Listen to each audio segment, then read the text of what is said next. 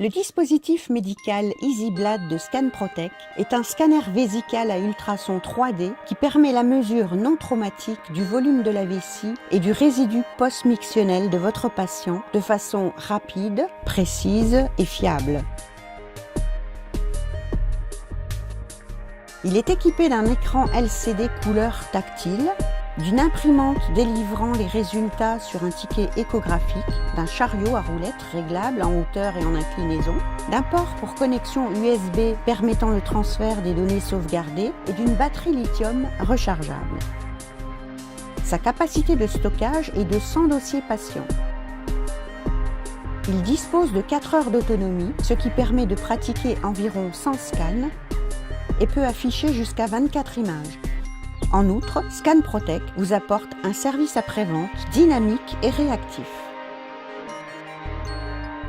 Je vais maintenant vous montrer comment utiliser EasyBlad, notre scanner de vessie. Pour cela, nous allons utiliser une vessie fantôme. Ce fantôme pourra également être utilisé pour former d'autres utilisateurs. Pour allumer le dispositif, appuyez sur le bouton interrupteur. Afin de vous faciliter le traitement, EasyBlad va vérifier automatiquement le niveau de la batterie, l'imprimante, la sonde et la capacité de stockage de l'appareil. Appuyez sur le bouton directionnel ou sur la touche genre sur l'écran tactile pour choisir le genre du patient, homme, femme ou enfant. Le choix enfant n'est pertinent que dans le cas d'une mesure d'un volume inférieur à 100 ml. Appuyez sur OK sur le panneau de commande ou sur la touche fonctionnelle menu sur l'écran tactile pour accéder au menu des paramètres. Vous pouvez toucher l'écran pour sélectionner les paramètres que vous souhaitez changer ou utiliser les flèches sur le panneau de commande. L'appareil est maintenant prêt pour le scan.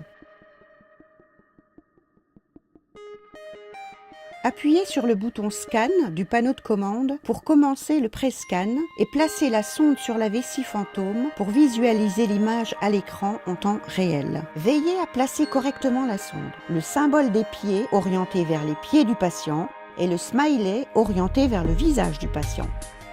La ligne rouge indique le milieu de la zone à scanner. La partie sombre représente l'urine. Bien délimiter le milieu de la vessie avant chaque scan.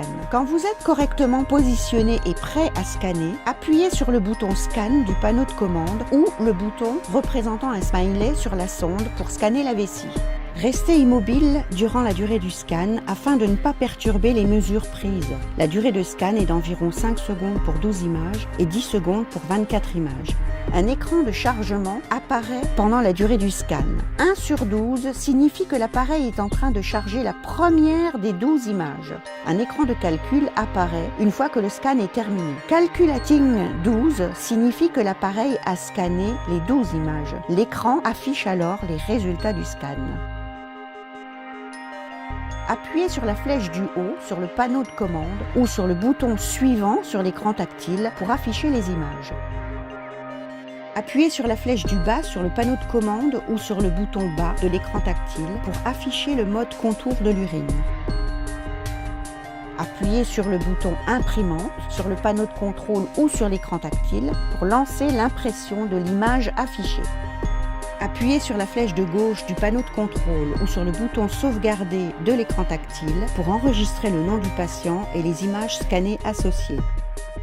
Vous pouvez utiliser l'écran tactile ou les flèches du panneau de commande pour écrire le nom du patient. Les résultats du scan peuvent être imprimés directement après le scan ou être imprimés depuis l'espace de stockage de l'appareil s'ils ont été enregistrés au préalable. Sélectionnez sur l'écran le nombre d'images que vous souhaitez imprimer depuis le menu et appuyez sur le bouton Imprimer. Vous pouvez exporter les images sur votre PC en utilisant la connexion via le port USB. Le système va créer automatiquement un fichier contenant les images sauvegardées. Chaque fichier sera nommé en fonction du nom du patient renseigné sur l'appareil. Seules les images en niveau de gris et celles sauvegardées dans l'appareil seront transférées sur le PC. Merci d'avoir suivi cette vidéo de présentation. Et n'hésitez pas à contacter ScanProtec pour de plus amples informations.